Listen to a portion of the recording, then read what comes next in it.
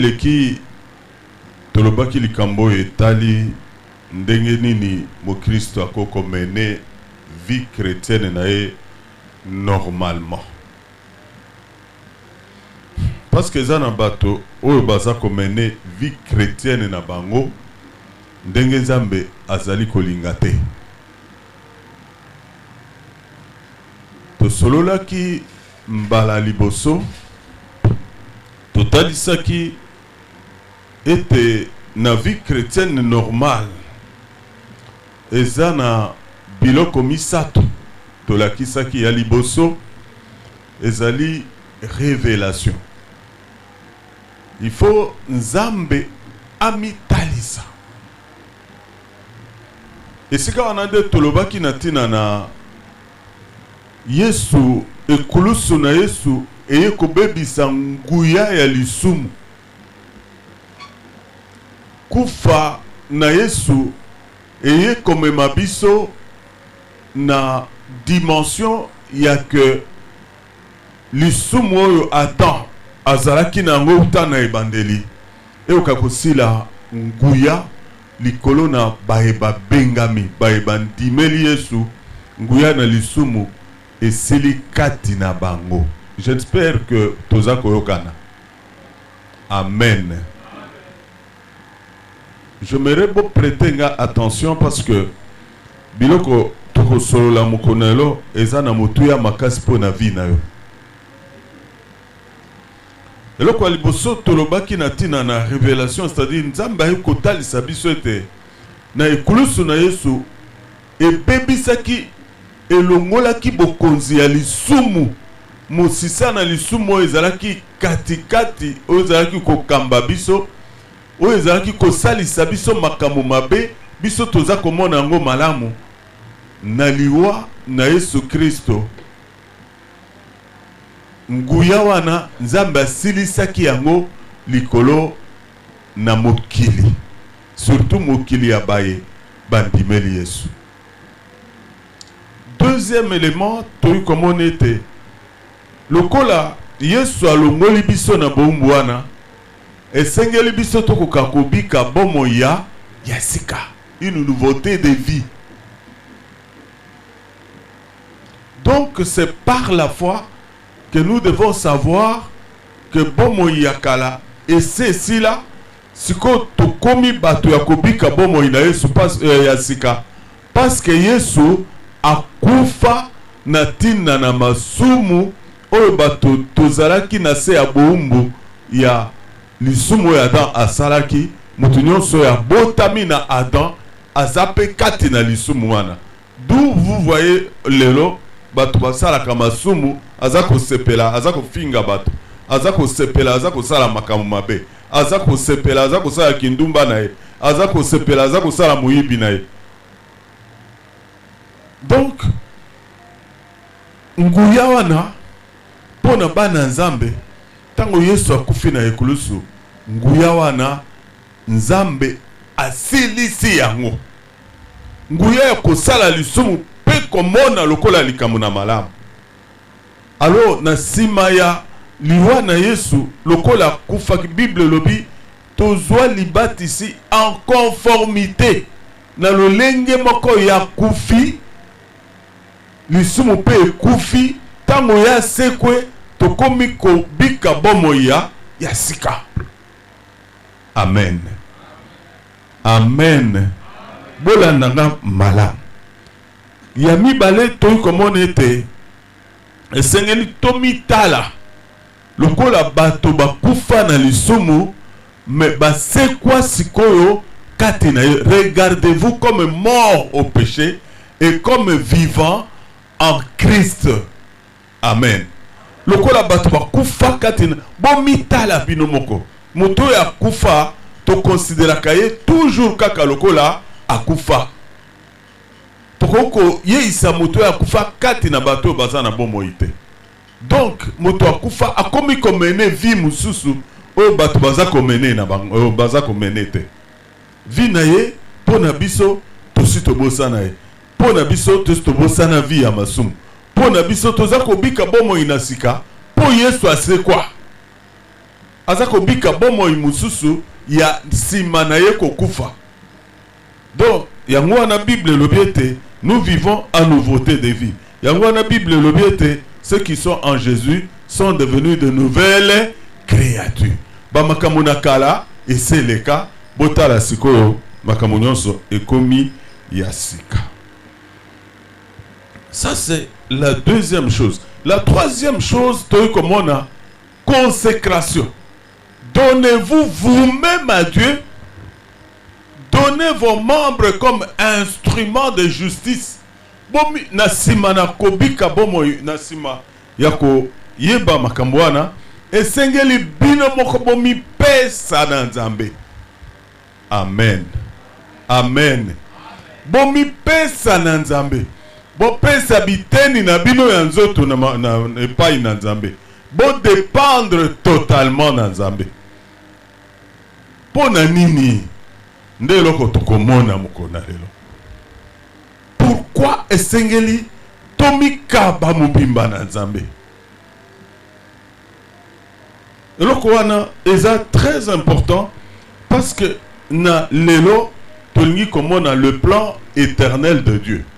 Ou le dessein éternel. Le plan éternel de Dieu ou le dessein éternel. Ce qui te saisir, but wana, il y a dessein, qu'est-ce que je voulais dire? Mwangu. J'aimerais na lingala naluba eloko moko le plan. Nana ebi plan. Plan ya Nzambe. Hein?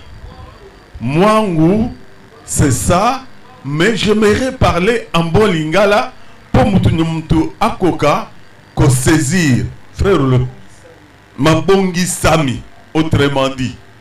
Hein, Joël a lobby bien. Mabongi sami ya Nzambe pona yondenge vandiwa. Pona ngai pendenge na zaboye, mabongi sami ya seko. O Nzambe abongisa pona biso bato. Ezali nini. C'est là ce que nous voulons voir aujourd'hui. Parce que ce qui te sosoli biloko yote, tokomona clairement le plan indispensable. Yanzambete, oyo et quand même oyo et talibiso moko. Tokomona plan yanzambe natina na biso moko te. Parce que tant Nzambe akeli tozana lokola plan mibale mais on eza ko répondre na eloko moko. Il y a deux plans qui répondent à un même objectif. Plan ya liboso eza plan ya création. Pona nini Nzambe asalaki moto? But na ngo ezalaki nini? Plan ya mibale eza plan ya il y a rédemption. Rédemption, c'est-à-dire koya kosombama. Hein? Rédemption, c'est le rachat. Eloko bateka, eloko bateka, balini koya kosomba ngo. La rédemption, c'est ça. C'est-à-dire biso bato toteka makana masumu. Toteka maka biso moko na misala na biso na lisumu ya Adam tozalaki lokola totekami epai na Satan tolongwe na biso na Nzambe. Alors sikoyo Nzambe alingi asepelaki na kotindaka Yesu asomba biso lisusu na sima kotekama ayeko somba biso. C'est ça le plan de la rédemption. Alors, on a plan où il y a rédemption, on a plan où il y a création, et le communé Nzambe azalaki nango na motema ezali nini la kopesa mutu gloire na ye. Toyokani hein? Boyokanga bien mbala musu na koza musique mulaite parce que je voulais bien expliquer en français, mais on est fauché, le frère est sorti.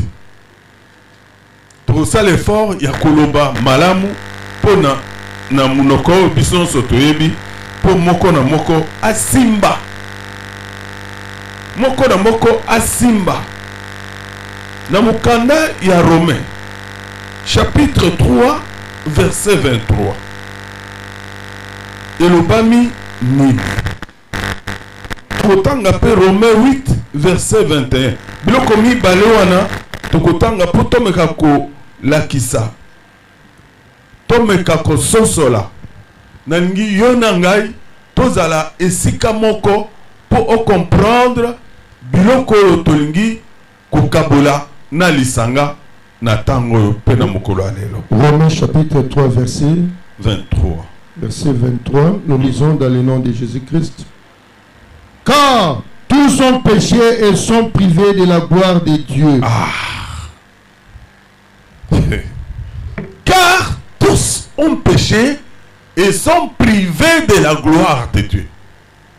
Qu'est-ce que ça veut dire? C'est-à-dire que le péché est venu empêcher gloire et Nzambe kati na mokili. Alobi bato nyonso tu basumuka pe Nzambe a privé bango alongoli nkembo na ye katikati na bango. Ça va, toujours qu'on a bien? Amen. Tous sont prêchés et sont privés de la gloire de Dieu.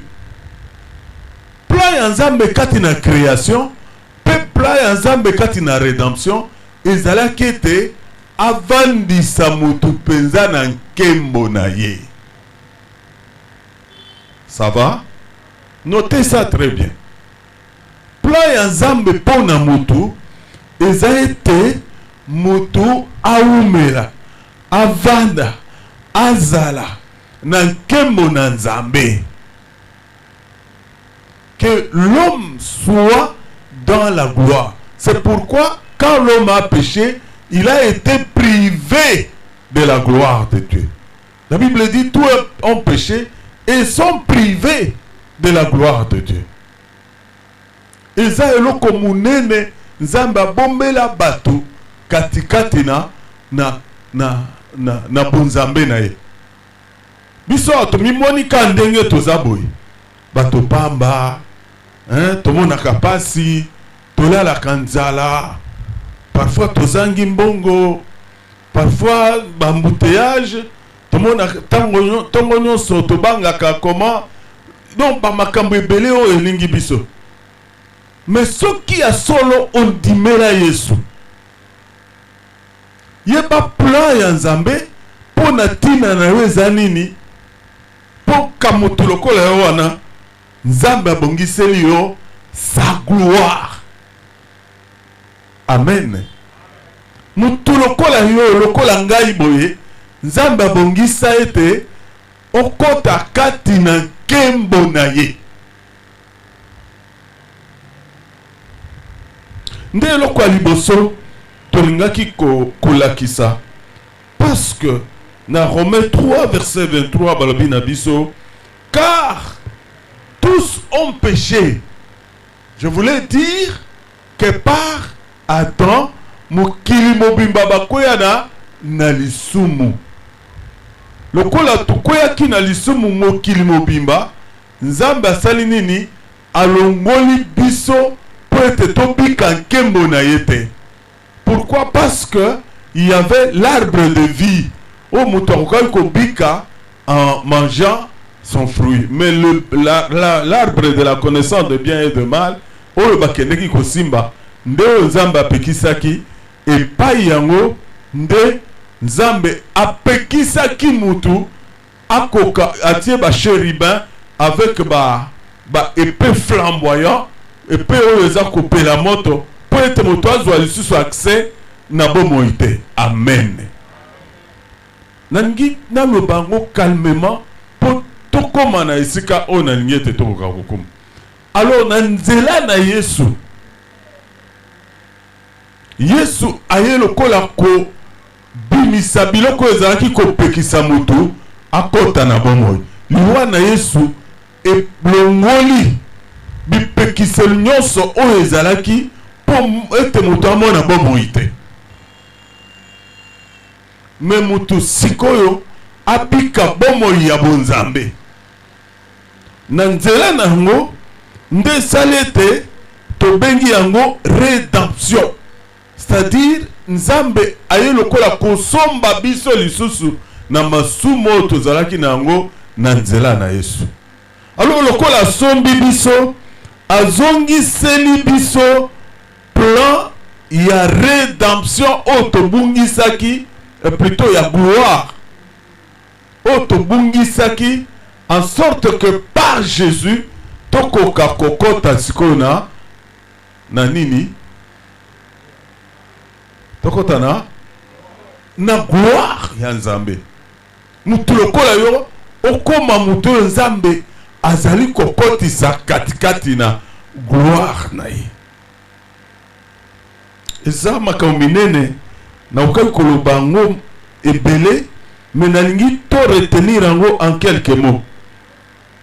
Le péché a empêché l'homme d'arriver à la gloire de Dieu.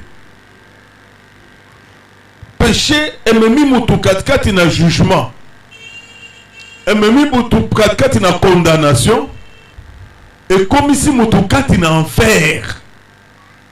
Soki mutu aumeli atikali apikami akangi motema asepeli bomoi na ye ya lisumu,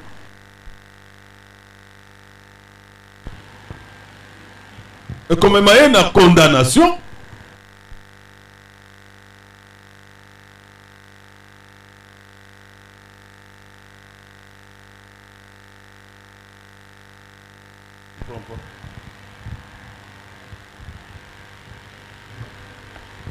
yeba que mutwako kozala condamné. Amen.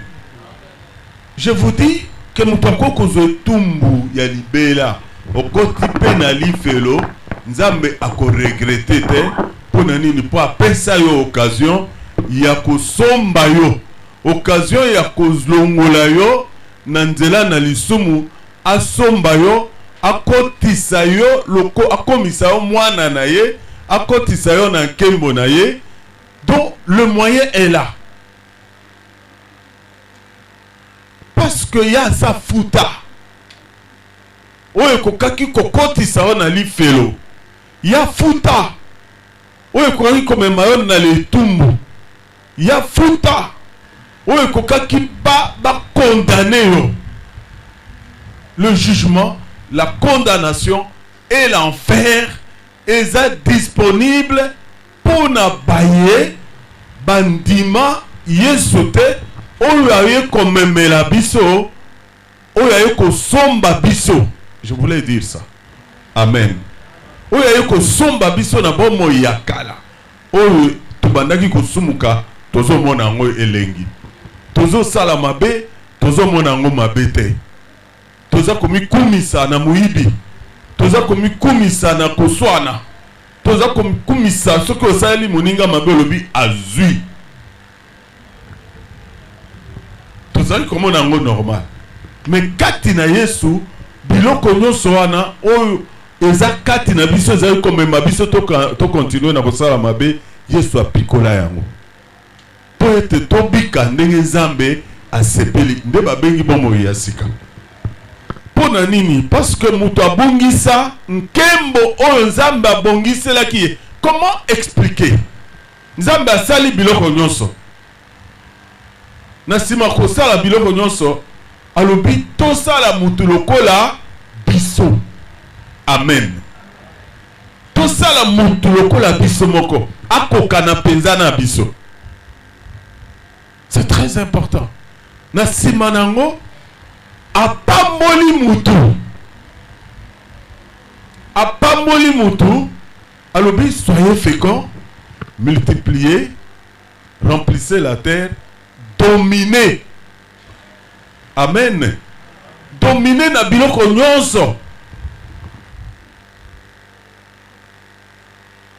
Apamboli mutu na sima azwi bikela mosusu ayebisi mutu pesa ya mokombo. Ole ye moko aposa bikela mokombo alobi na mutu pesa bikela mosusu wana bakombo. quelle gloire. Yo qualité, mais pesi yo bokonzi. Donc Nzambe, il voyait l'homme comme lui. Nzambe salaki mutu, pour mutu. C'est vrai le kola loba qui na ebandeli, en notre image et selon notre ressemblance. Donc mutu azalaki na gloire, oyo matiti, oyo biloko musu ezalaki na ngote. Tango mutu alakelami mabe.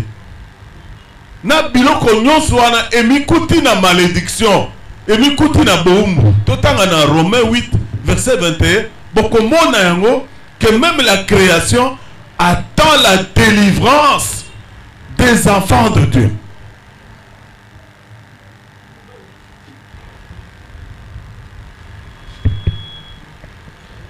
Avec l'espérance que là aussi sera affranchi de la servitude de la corruption. Amen. Pour avoir part à la liberté de la gloire des enfants de Dieu. Amen. La création attend.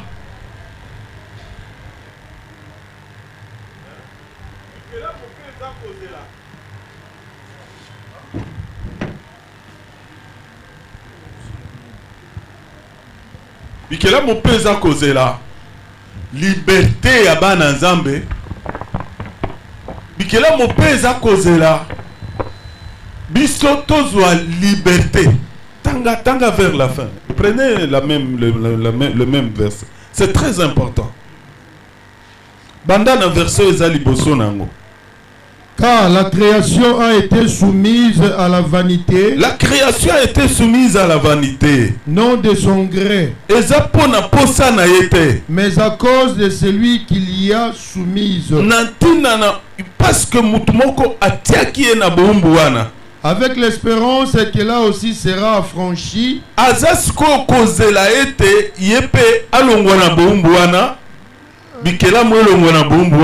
De la corruption. Na kanyaka pour avoir part à la liberté de la gloire des enfants de Dieu. Tango bana Nzambe bakozwa liberté. Pour être bazwa liberté na gloire ya bana Nzambe. Qu'est-ce que je voulais dire? C'est yango peza kozela ete ba mona nkembo ya bana Nzambe bazala libéré. Na nzela na Yesu Kristo bakota na gloire, bango pe basala nini, bazwa part na liberté wana. Amen. Pour avoir part à la liberté de la gloire des enfants de Dieu, vous avez droit à entrer, à vivre, à demeurer na bisika Nzambe alingi bozala. Ngana zana droit wana. Yopo zana droit wana. Ya kozwa liberté, ya biso kobika mikolo nyonso na lokola bato, eza lokola te. Po Nzambe alobi lokola te. Tozala parvenu na gloire. Tozwa part na gloire. Tozwa part na nkembo. Ça c'est une chose très importante. Le résultat de la création ezalaki po muto akota na gloire. Atikala na gloire. Le résultat aussi de la rédemption, c'est que nous sommes de nouveau remis sur le chemin de la gloire. Résultat, ya kosombama o Yesu asomba biso ezali te tozonga lisusu na nzela ya gloire o tozangaki. Le but de Dieu dans la rédemption, c'est la gloire et la gloire. Amen. Ntina na Nzambe esika Nzambe aza kolanda mpona libération. Qu'est-ce que je voulais dire? Le but de Dieu dans la rédemption, na lisiko Yesu amemela biso, c'est la gloire, c'est la gloire, c'est seulement la gloire. Amen. Tozala bato oyo esika Nzambe abongiseli biso. bato mosusu baza na esika wana te, bato mosusu bakomi na esika wana te, bato mosusu mpe baza kokanisa esika wana te. C'est pourquoi eza pasi. Comme mon église ya mokolo na lelo eza côté ya biloko nzambe alingi komona biso kati na yango te. S'il vous plaît, bien-aimés dans le Seigneur, boza bato ya libaku malamu, boza bato ya libaku malamu. Parce que je ne voudrais pas vous dire, vous montrer biloko nzambe abongiseli biso te. Na biloko mosusu nzambe yebi ke oza na yo okoki kolia. Soki besoin ya kolia ezali nzambe akopesa yo. Ya kolata okoki akopesa yo. Kolala bien ezali nzambe akopesa. Makambo mosusu wana nzambe akoki kopesa baza bana na ye. Il les appelle le reste des choses. Mais ceux qui sont au Fukami, il y a biso le sambo ezalaka dirigé vers le reste des choses. Mais to bosani makambo kitoko pe ya minene nzambe akome asalela biso.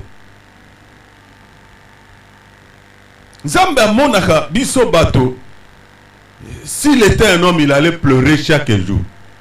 Soki azalaki mutu. Ndazole la mikolo nyonso parce que atie mutu alingi kovanda na bisika nzambe atie ete. Nzambe alingi eloko mususu o ezanga petina. Biloko tozo senga eza na tina na miso na nzambe te. O eza na tina na miso na nzambe eza ete akomisa yo mutu na kati na nkembo na ye. Amen. Okoma mutu kati na nkembo na nzambe. Nalingi kokende na eloko moko to banda ko comprendre. To comprendre en malamu parce que la Bible parle de Jésus. Le Kola, le fils unique de Dieu. Est-ce qu'il y en a aussi? Amen. La Bible bingaka Yesu mwana moko likinda, mwana moko ya nzambe. Nzambe lobi, celui-ci est mon fils bien-aimé en qui j'ai mis toute mon affection. Oya sa mwana nanga unique. Et c'est la vérité. Mais nalingi ko révéler yo eloko moko lelo. Yesu azaye moko mwana nzambe te. Amen. Na kati na Yesu biso pe toza bana. Toza ba enfant. Mpe toza ba fils. Acclamez le Seigneur.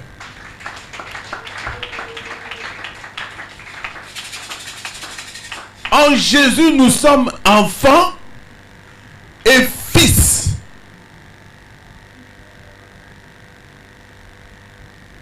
Il est le seul enfant de Dieu. Il est le seul fils de Dieu. Ça, c'est ce que la Bible dit.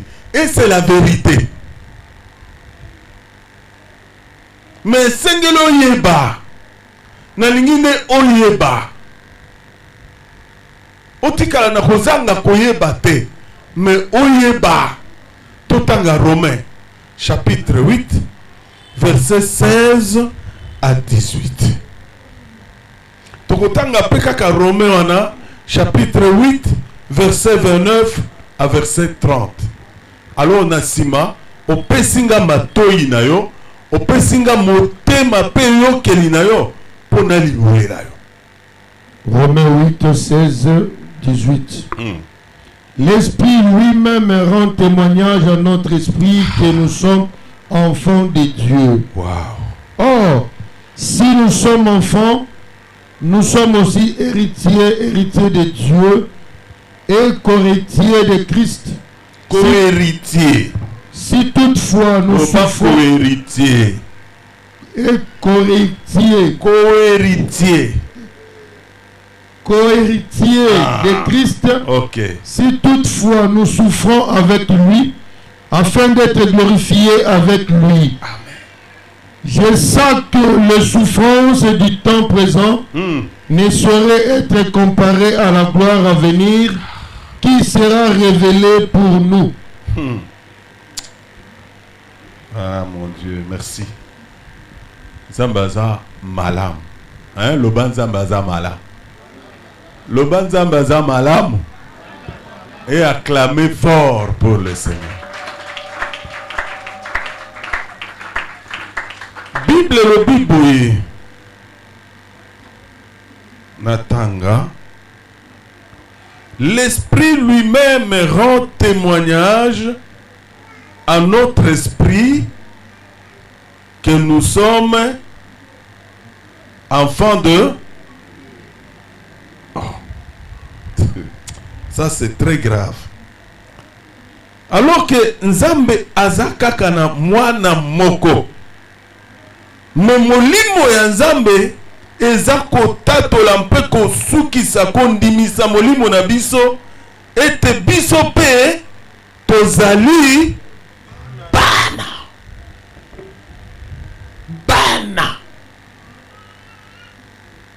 Yesu aza mwana, biso pe kati na Yesu toza bana na Nzambe.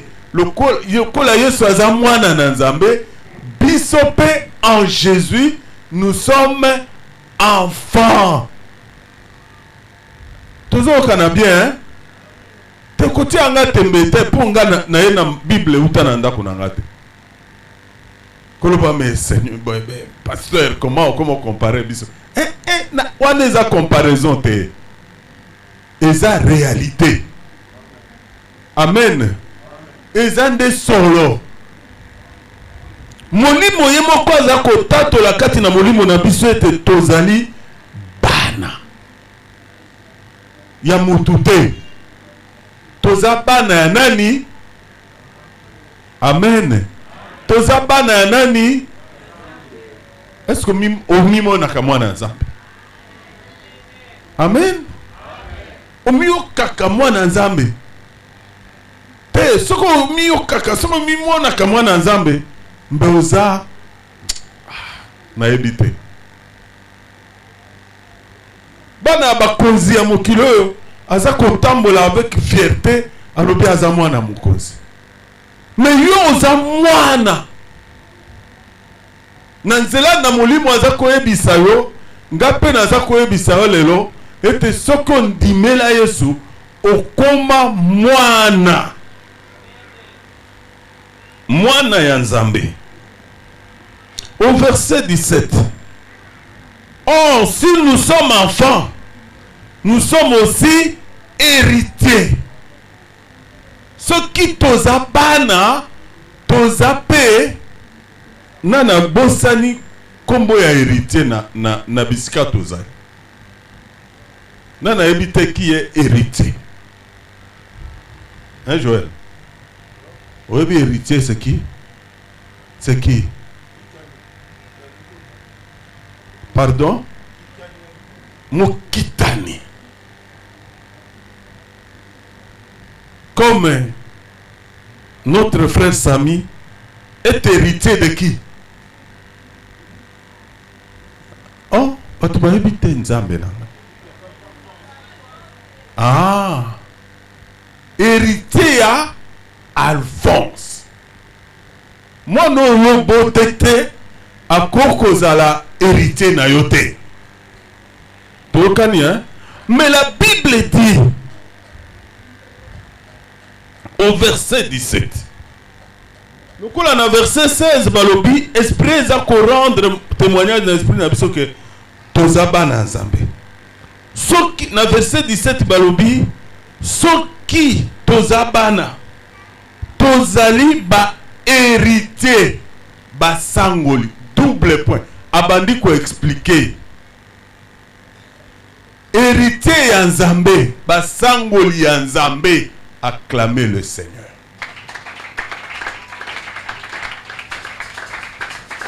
Nzambe apesi yo valeur wana. Na ebite soko komi kitisa etalio. Mais moi je sais que Nzambe alingi ozala oyo aye na Yesu azande bongo. Soko yaki na Yesu oza bongo. Héritier de Dieu. Oza mosangoli ya Nzambe. Tu es héritier de Dieu, mais Bible continue à lobby co-héritier de Christ. C'est-à-dire, au kosangola, lokola Christ a ça, a sangola. Ozali muto kosangana na Yesu, pona kozwa, bozwi nyonso ya Nzambe. Obotami na Nzambe, lokola andingi Kristo, asangisi yo elongo na Kristo, po bozala basangoli mibale. Ozolanda nga, ozokanga bien, te nalingi obima pamba te, obima mobola te, nalingi obima riche, riche ya maloba oyo. Ozala mosangoli, Bible za koloba ko. Ko, en latin on dit cum, c'est-à-dire avec. Ozala mosangoli elongo, co-héritier de Christ. Au verset 17. Héritier de Dieu et co-héritier de Christ. Si toutefois nous souffrons avec lui afin d'être glorifiés. Le terme gloire est zongi lisusu. Yokanga bien. Si toutefois nous souffrons avec lui afin d'être glorifiés avec lui. Nalingi koloba mala. Soki to sepeli koloka pasi elongo na ye. Mpo ete mokolo na nkembo to sangola nkembo wana elongo pe na ye. Comment on peut souffrir parce que question en bongo ekoko yelangai. Pasteur, on le bito souffrir na Yesu. Comment toko souffrir na Yesu? Toko souffrir na Yesu na koloba liste za moulaï. Liste za moulaï. Mais tikanga na loba mouke parce que na verset 18 na ngito si ça to comme na verset 18 pour na loba mbala moko. Au verset 10, si nous souffrons avec lui, si toutefois nous souffrons avec lui afin d'être glorifiés avec lui, j'estime que les souffrances du temps présent ne sauraient être comparées à la gloire à venir qui sera manifestée pour nous. Il y a deux choses. Alors, ce qui passe le gonaye, toko kota, toko zala, toko kota, toko zwankembo, elongonaye. Nalingi boyo kanga malam po orate eloko na zolo ba anate. Alopi na moni boye. Ete paso ya tango toza koleka ata mokote ekoki kokokana na nkembo oyo ekoya onzambe akotalisa yango akomonisa yango akobikisa biso yango. Amen. Souffrance ya tango oyo ekokokana te na nkembo oyo nzambe abongiseli biso akoumisa biso akovandisa biso akopesa biso akobikisa biso yango. Dites amen. Nalingi comprendre pour te évoluer. La souffrance du temps présent, Bible yebi yango. Souffrance ya tango oyo ndeza kokolisa bana nzambe ya solo. Ndeza kokomisa bato bazaka bolembu makasi. Ndeza kokomisa bato bazaka ba traître bakoma traître lisusu te nde ozokokomisa bato bazaka keya zongi atikala bongo su te ma apikama kati na Yesu. Les souffrances du temps présent eza ete boza katikati na biro baninga bazwaka mwa kanyaka mais yo lobi pour Jésus nga na kozwa te mpo naza mwana Nzambe. Oyoki souffrance hein? Po tango bango bakozwa bazana bamakangu baya kotala bango na biro bapesaka bango mbongo na pokwa bakei kotandama kuna ata na kimbuta ata wapi na esika moko boye ale bavandi bakoisi babiere bakoki kozala bana basi baninga bazwaka mbongo ya papa moko bayelaka bango basheke hein? Bayelaka bango bamisolo mais alobi nga naza mwana Nzambe na kosala makambo wana te. Ozo comprendre hein? Amen. Souffrance ya tango oyo eza ete tango bozwi matembele kaka ya kolia oyoki baninga kuna chwa olobi bango kaka boye mikolo nyonso biso kaka bamatembele oyo na piodi lia na yo. Amen. Souffrance ya tango yango wana koyeba kokanga motema ya kondimela Yesu na tango oza makasi oza na possibilité ya kosumuka nolobi à cause de Jésus je ne pécherai pas. Tozo kana. Amen. Baninga bakeko somba biloko na ba dépôt bazui ba prix batie double ou triple yo lobinga na zamwa na Nzambe na kotia prix wana triple pe double te baninga baye kuna balobi yo penza olakisaka nini bakomi kotonga yo bakomi kolobela yo mabe yo lobi non nga za mwana Nzambe na kosala makambo ndenge bango bazosala te.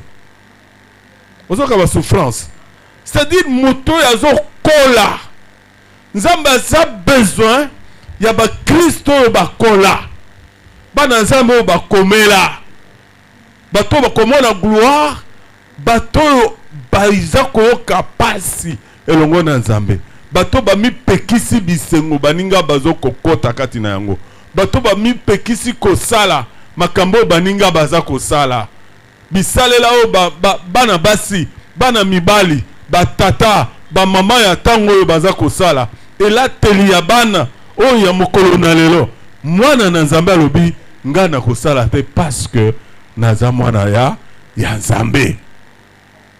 Boki ba souffrance hein? Okotongama bakolobela yo mabe bakotia yo misapi bakolakisa ata na ba réseaux sociaux olobi nazali ya Nzambe. Souffrance wana ya koyeba kokanga motema mpona Nzambe ebombeli yo nkembo. Amen. Ebongiseli yo nkembo na miso na Nzambe totanga ngo bien. Alobi or si toutefois nous souffrons avec lui afin d'être glorifiés avec lui. Ce qui toza koyoka passe elongo na ye bien aimé ko décourager te kola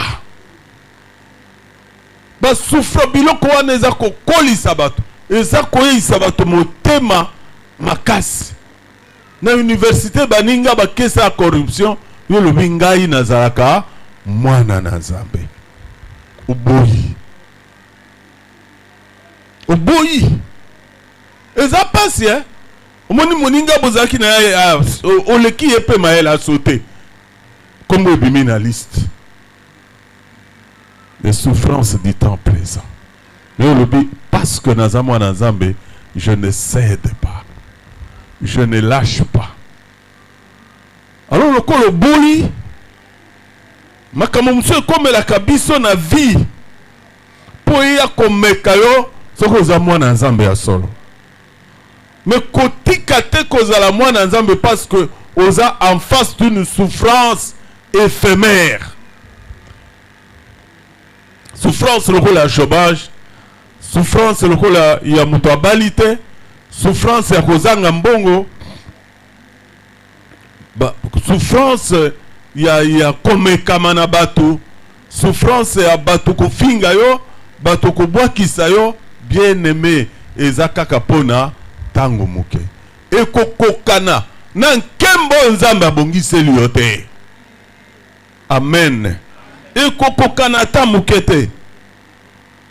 Na version musu bazoloba les moindres souffrances eza makasi me bazoloba par rapport na gloire yango eza moindre. Yango eza muke. Alors si toutefois nous souffrons, oh mon Christ, comment on n'a pas cité. Bien aimé, moi j'ai dit pas ces apona mon Christ. Bible le bawo balingi kobika na bosembo. Bawo balingi kobika na basembo, ils seront persécutés.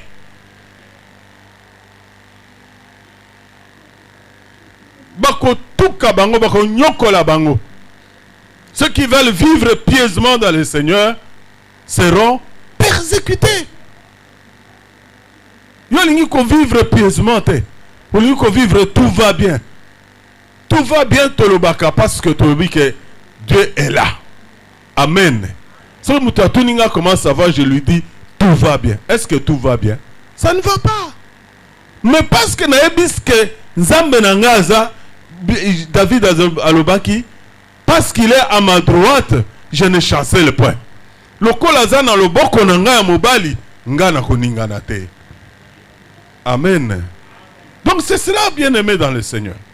Et Seigneur, oyo keloko toza koloba po ekolisa kondimana. Po nzambe alingi bana ya kotepa tepa te. Bo bako sangola nkembo baza bana ya kotepa tepa te. Baza bana ya abimi na église abandi kosala masumu te. Baza bana ya bisalela te muto afingi yepe afingi te. Batioli yepe alingi adopte bomo imusu po batiola ikayete. Tikala na bomo inayo na bisika onzamba alingi ozala parce que azako travailler yo, azako bongisa yo, ozala mutu mature spirituellement, ozala mutu akomela spirituellement. Na tinete tango nkembo ekoya yo pe kotana nkembo nzambe abongiseli bana na ye. Boyokinga malamu toza ko évolue. Chapitre 8 verset 29 et 30. Bon monike na ba version na nini nyonso wana mi balé de 16 à 18 on ne parle que de la gloire. Soki oza mutu yatina te koyokanga te. Mais soko mimoni mutu ete nzambe akokotisa nga na nkembo na ye, tikana ndima. Tikana ndima ata pasi ya mokolo na lelo na ndima ekoleka nango. Mais oyo nzambe abombeli ngai eleki nyonso. 29-30. 8-29-30. Tanga. Attends, français, c'est bien. Et ceux qu'il a prédestinés, il les a aussi appelés. Et ceux qu'il a appelés, il les a aussi justifiés. Et ceux qu'il a justifiés, il les a aussi glorifiés. Que dirons-nous donc à ces choses? Non, non. Maintenant, verset 28. Car ceux qu'il a préconnus, il les a aussi prédestinés à être conformes. 28, toutes choses. 28, verset 28. Romains 8, 28. Car ceux qu'il a. 28? Mais 29, 29, et ceux qu'il a prédestinés. Il a 28. 28, on a écrit car ceux qu'il a préconnus. Il les a aussi prédestinés à être conformes à l'image de son Fils, afin qu'il soit le premier-né entre nous savons du reste que toute chose concourt au bien de ceux qui aiment Dieu, de ceux qui sont appelés selon son dessein. Ah, ok. 27. Toyebi ete makambo nyonso eza kotambola, eza kosalama pona bolamu. C'est ça, non? Pona bolamu ya baebalingaka Nzambe. Soko lingi Nzambe, Nzambe aza kotambusa ba souffrance nyonso wana po ete ebotela o bolamu. Nayokami? Amen. Toute chose ata moko balongoli te. Makambo nyonso eza kosalama, eza kokende, eza koconverger pour le bien. Ya baye balingaka Nzambe, baye baza bana na Nzambe, baye basosola Nzambe. Toute chose ata oza kobika wana eza nango étrange te, eza parmi les toutes choses. Toute chose concourt au bien, pas au mal, mais au bien, à la faveur. Ata balongoli yo musala, ata oza kobika mutu ya kodiembela oyebi te, lobi okolia nini, okolata nini, okosa. Toutes ces choses eza kosalama pona bolamu na yo soki olingaka Nzambe. Amen. Ko décourager te po Nzambe abombeli yo kembo munene. Makambo nyonso eza kosalama mokonelo, dites Dieu a raison. Amen. Loba Nzambe aza na raison. Loba Nzambe asalaka nyonso kaka ya malamu, parce que la Bible dit pour le bien. Oh, tout Nzambe asalaka eza kaka ya malamu na ngai. Soki bana Nzambe to comprenaka makambo wana, mbe tolenga-lengaka te,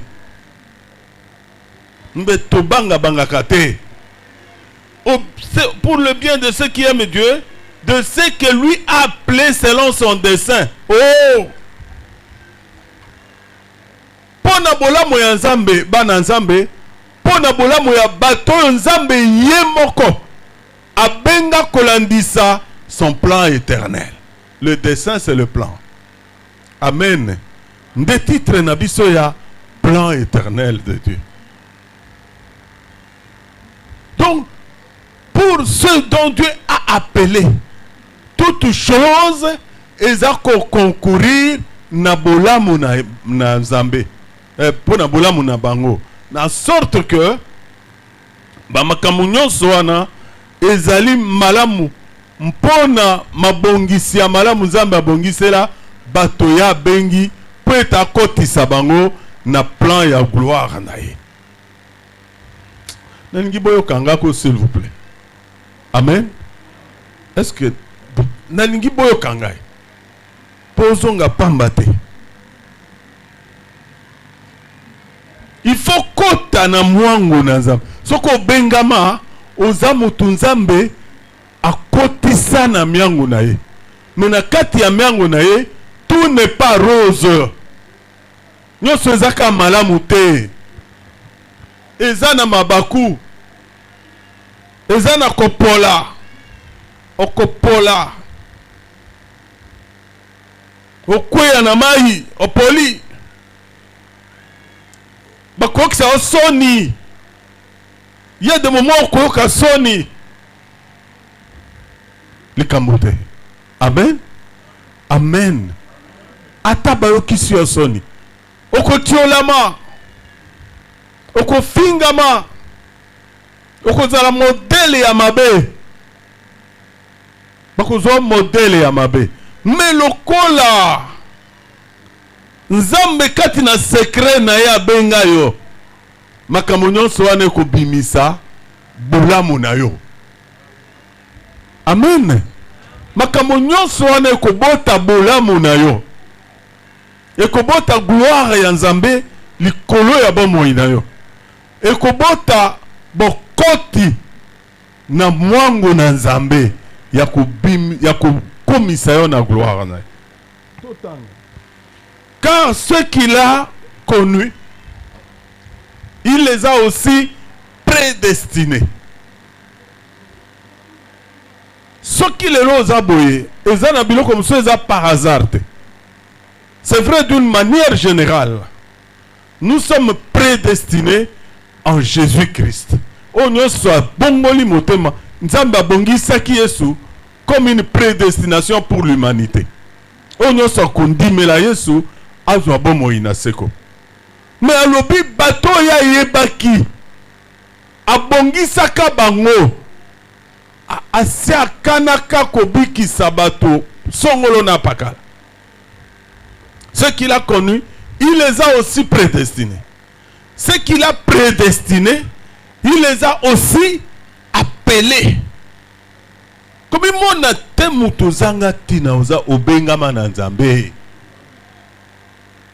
Il les a aussi appelés. Et ce qu'il a appelés, il les a aussi justifiés. Na bao ya benga a justifia bango, a longisa bango. Amen. Amen. Na bao ya benga a longisa bango, c'est-à-dire a koki ata par hasard kotangela bango lisumu zute. Bana o ya Nzambe ya solo Nzambe atangela kabango lisumu lisusu te. Po ye moko alongisa bango. Soko tali na ba verset o elandi Joël akoko tangela biso verset 31. Moko kamaka minene to tanga kamiko nyos. Na kama minene. O po kokoloba soko yebi ko za mwana Nzambe. Tango verset 31 ti kitamuke. Lui qui n'a point épargné son propre fils,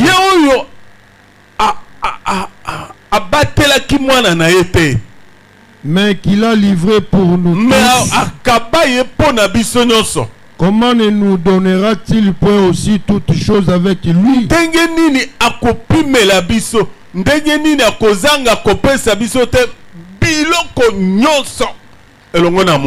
Qui intentera accusation contre les élus de Dieu? Dieu est celui qui justifie.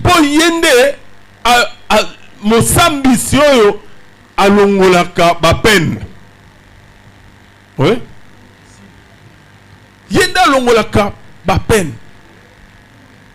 Qui accusera les élus de Dieu et qui les condamnera? Personne. Car Christ est mort et après il est ressuscité. Amen. Amen. Okoko acclamer Nzambe pour longwa na kozanga koyoka. Mutu moko akoko funda bango azate.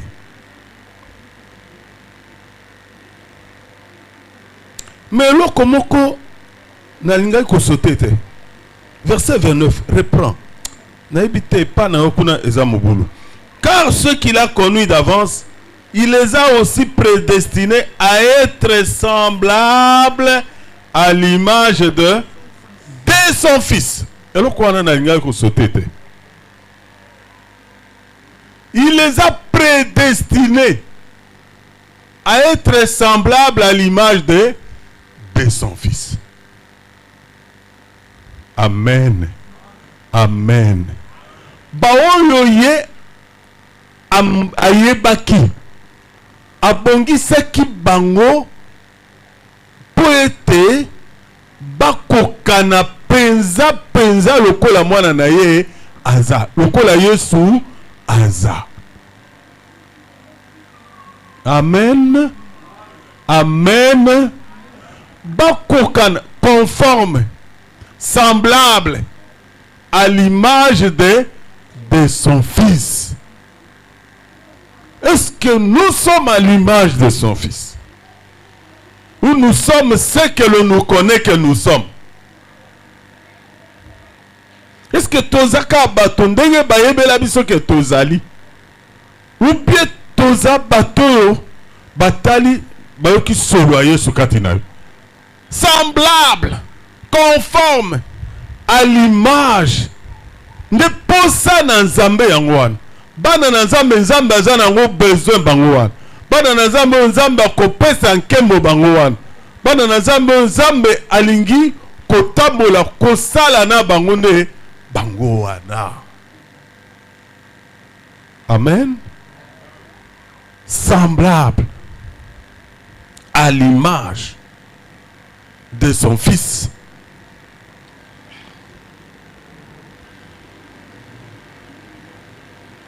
Afin que son Fils fût le premier-né d'entre plusieurs frères. Poète mwana na ye azala mwana ya liboso ya ba ndeko ebele. Nalingi eloko wana ekotela moko na moko. C'est là que nous sommes héritiers. C'est là que nous sommes co-héritiers.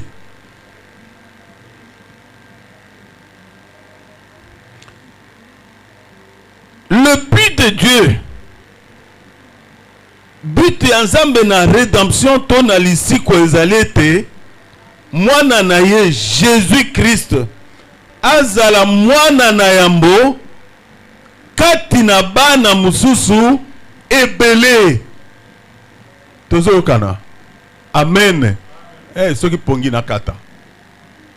Soki tokomi kolala na kata nanga. So ezana ngona tina te tokata wana. C'est ça? Tokata ba mama totika mebolani pani. Telema soki yoki pongi, je t'en supplie au telema parce que okanga muke.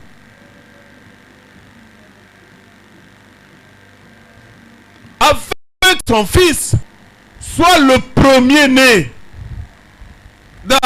entre plusieurs frères. Afin que son Fils fût le premier-né entre plusieurs frères. Jésus est le Fils unique de Dieu. Mais la Bible dit, ce qui te kokani na image ya Yesu Christo, ce qui te komi conforme na Yesu Christo, okomi mwana leki na mwana babengi leki ya Yesu. Yaza mwana ya liboso, ngana za leki parmi ba leki. Amen. Plusieurs frères. Zambalingi azala mwana na yambo kati na bana na ye ebele. Yo pozala parmi bana na ye wana ebele. Donc, bien-aimés dans le Seigneur, et la Bible dit au verset 30, et ce qu'il a prédestiné, et ce qu'il a justifié, il les a aussi glorifiés. Donc, déjà, Nasena Mokili. Nasena Mokili, Nzamba sepela ki ete lokola baza boye, bazala, bana oyo baza déjà glorifié.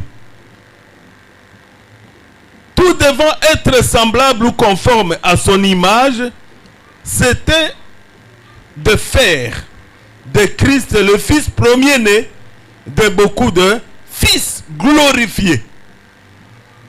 Azala mwana ya liboso ya bana ebele oyo Nzambe akomisa apesa bango nkembo na ye. Je ne sais pas si cet évangile est difficile. Ceux qu'il a justifiés, il les a aussi glorifiés. Jean chapitre 1 verset 14. Parce que Ortolini Koloba, le Kamboya, fils, ndenge Zamba moneli. Ndenge Jean-Baptiste, ndenge Zamba la kisaki a monela ki fils azalaki ndenge. Jean 1 verset 14. Et la parole a été faite chair et elle a habité parmi nous, pleine de grâce et de vérité.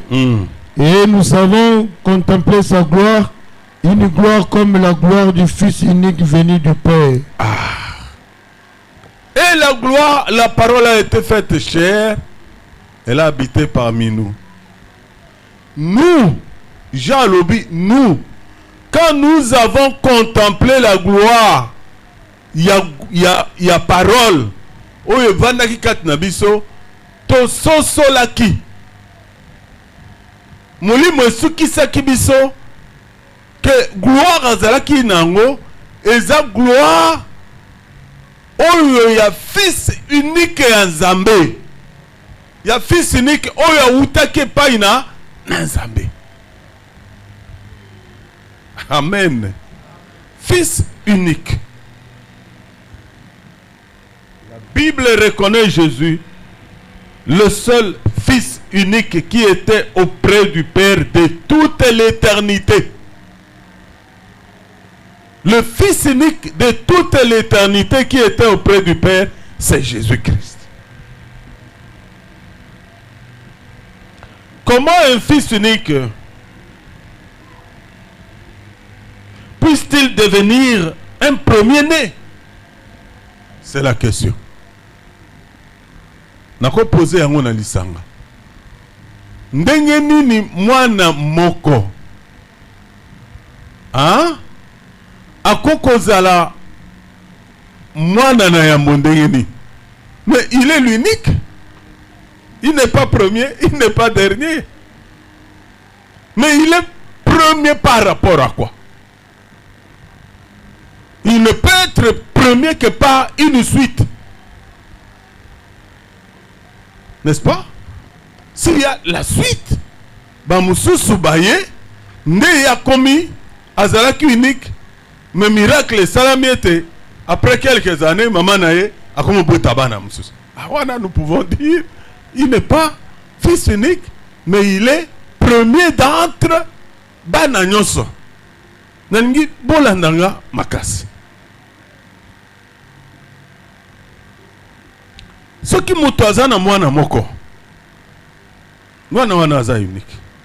Mais si par la suite, oyekozwa na bana mususu, le fils unique devient le premier-né.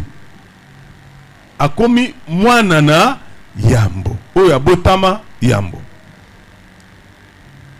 Le dessein de la création, dans la création, tout comme dans la rédemption, c'était d'avoir de nombreux enfants.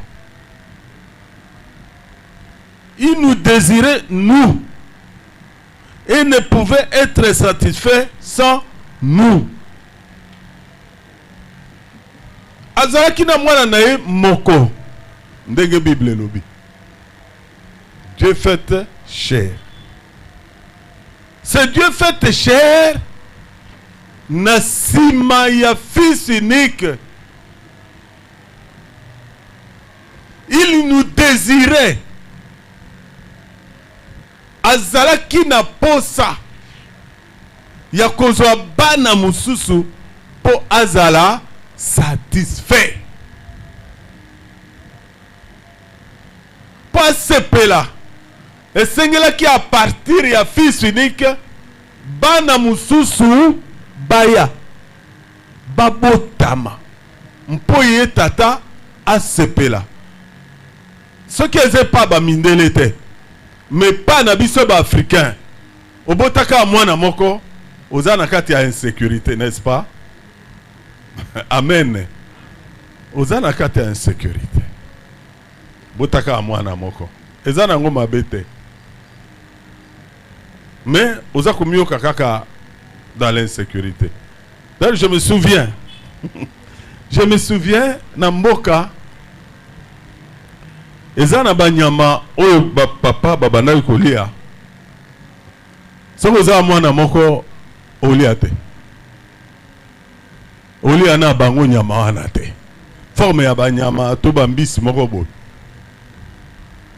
oyo bambisi ezaka kitoko mingi wana bango badindama kati na yango soki obotika mwana moko yo mwana mobali olia na bango te balobi il faut confirmer il faut bana bazala mibale nde famille esepeli ke réellement baza bana na ye pona mwana moko parfois bazotia tembe babi mbamso azwa zemi ya libanda aye kokaba na mwana na biso mais tango kobota ya mibale nde babi aza mobali lokola trésor amen lokola trésor babi ye a dépassé étape il peut manger avec nous. Donc Dieu aussi, quand il avait Jésus, ce n'est pas que quelqu'un peut douter de Dieu. Mais Dieu si mana Yesu azalaki na posa azwa bana ebele. Amen. Azwa bana ebele. Alors, nde loko totangi wana balobi, il n'était qu'un fils unique.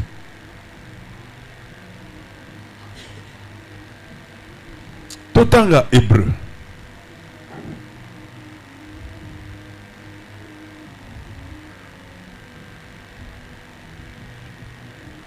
Hébreu 2, verset 10-11.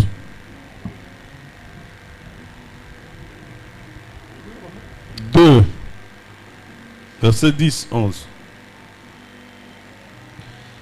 Il convenait en effet que celui pour qui et par qui sont toutes choses et qui voulait conduire à la gloire beaucoup de fils, il va à la perfection par les souffrances le prince de leur salut. Amen. Car celui qui sanctifie et ceux qui sont sanctifiés sont tous issus d'un seul. C'est pourquoi il n'a pas honte de les appeler frères. Amen. Il convenait en effet que celui pour qui et par qui sont toutes choses et qui voulait conduire à la gloire beaucoup, qui voulait conduire à la gloire pas un seul fils mais beaucoup de fils. Tu as la place. Osana place na yo ya cause la conduire na gloire non pas par le Seigneur Jésus-Christ.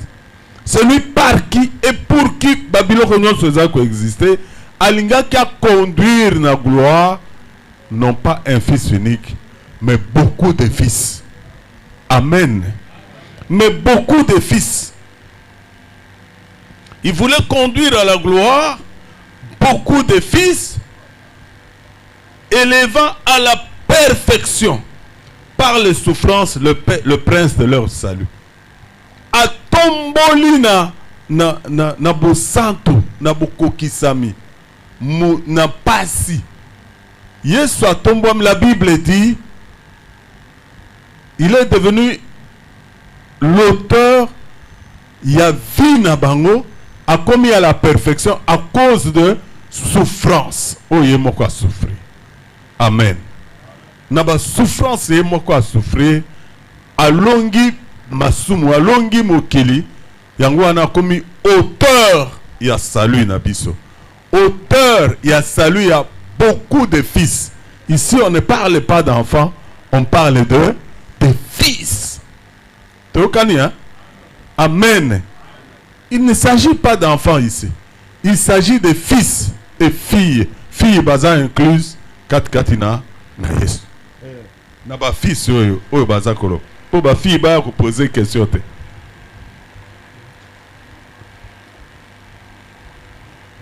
Car celui qui sanctifie et ceux qui sont sanctifiés sont tous issus d'un seul. C'est pourquoi il n'a pas honte de les rappeler, de les appeler frères. Amen. Yesu aza na soni te abenga biso bandeko na ngai, ba frère, parce que pesamelaki na ye na nzela na ye biso tokoma ba frère na ye. Dieu a besoin et introduit comme fils des enfants dont la croissance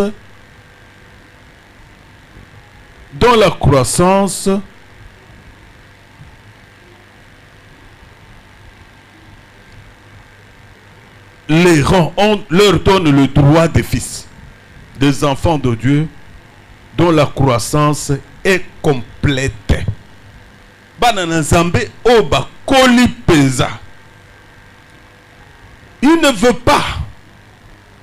Nzambe lingite bana wana bazala bana ya balabala. Bana Nzambe msu baza bana balabala, ceux qui se disent enfants de Dieu.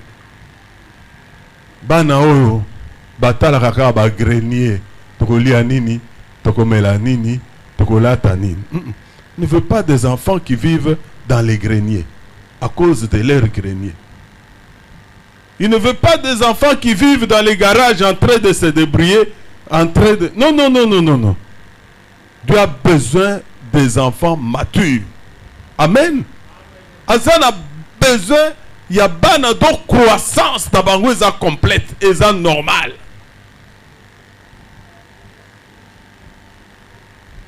Pour nanini, pour bano baza ko croître normalement babi kakawapi, babi kakanandaku. Amen. Bano bazo kola normalement babi kakanandaku. Dieu n'a pas besoin des enfants qui grandissent dans la rue.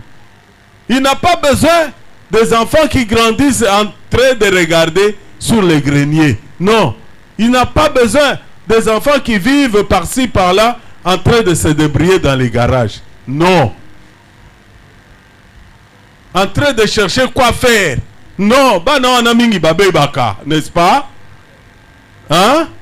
Et c'est ce que la Bible dit des enfants errants. Bah non, mitelengano. Dieu a besoin des enfants qui sont dans la maison. Des enfants qui sont dans la maison. Et ça n'a pas mitelengano. Et ça n'a pas na péandako. Autant que Colossiens, je crois. Éphésiens 2, verset 19.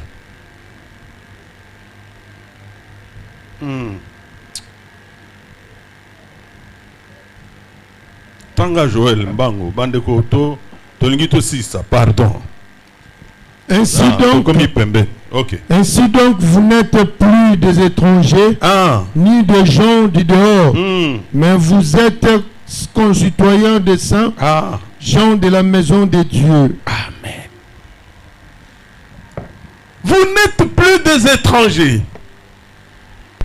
Vous n'êtes plus les enfants du dehors. Et ça n'a pas na libanda. Mingi baza bana libanda. Baza bana yanda konanzamete. Vous êtes les concitoyens des saints. C'est-à-dire basanto bandeko ataba eba kufa bino boza bandeko na bango penza. Ba nzambe abatela na bisika ya bazo enlèvement. Boza bandeko na bango. Boza ba proche na bango. Les concitoyens des saints. Vous n'êtes plus les gens du dehors. Vous n'êtes plus des étrangers, mais vous êtes gens de la maison de... Comment dit la Bible non balobini? Oza mwana garage te. Oza mwana mitelengano te. Oza mwana ya kwata te. Mais oza mwana ya nakati yanda. Dieu n'aime pas des enfants du dehors. Des enfants qui errent par-ci, par-là. Oza mwana moto te oyo koko finga n'importe. Bano baza mal éduqué te. Oza mwana na kati ya ndako na Nzambe. Acclamez le Seigneur. Vous n'êtes pas les enfants du dehors. La Bible dit Nous sommes maintenant enfants de Dieu. Mais ce que nous serons n'a pas encore été manifesté. Bokomi sikoyo bana na nzambe. Mais lokото kozala nanu elakisami nyonso te. Mais yango mokolo ekolakisama tokozala textuellement lokola ye. Mpe tokomona ye ndenge ye azalaka. Amen. Nous le verrons tel qu'il est. Nous serons semblables à lui et nous le verrons tel qu'il est. Nalingi eloko etikala epai na biso po na libela. Totanga verset je crois ya suka.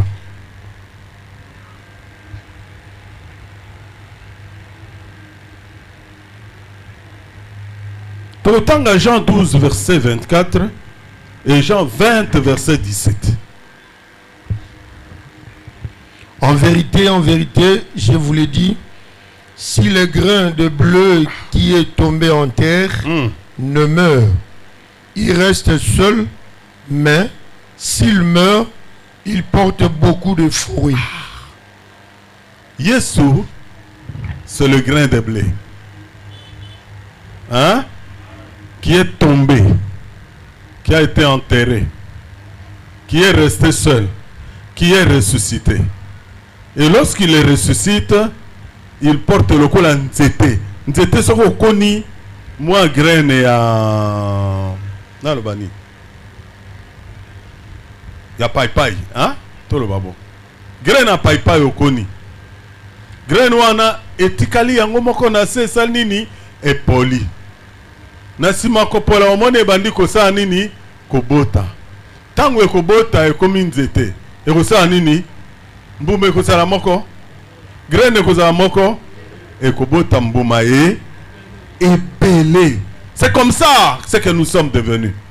Mbuma oyo ekobota mebele ekozala kaka lokola mbuma oyo balonaki. Amen. Oyo alonamaki ezande Yesu. Oyo akokola ezande Yesu akomi musisa ya bambuma epelé. Tokomo ozwa bomo inaye, tokomo ozwa sève naye, tokomo ozwa ba branche naye, tokomo ozwa tout ce qu'il y a de lui, nous serons semblables na goût. Tokoza na goût ya mbuma lonamaki. Tozo kanawana. Amen. Amen. Jean 17 pour na resukisa. Verset 20. Et Jean, oui, 20 verset 17. Wanande nalingi tosukisa wana po na lelo. Mais ce qui mutuyo kingai oza ndenge moko telelo. Jean chapitre 20 verset 17.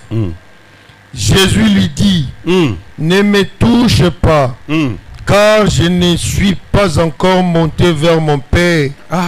Mais va trouver mes frères et dis-leur que je monte vers mon Père et votre Père, Amen. vers mon Dieu et votre Dieu. Amen. Donc c'est cela. Yesu na simba ko se kwa Marie Magdala alinga ya ko simba amonia alinga ya ko simba ne me touche pas. Kendo ebisa bandeko na nga. Kendenge nazabu nazo matepa tata. Tata oyanga. O pe aza tata ya bango. Amen.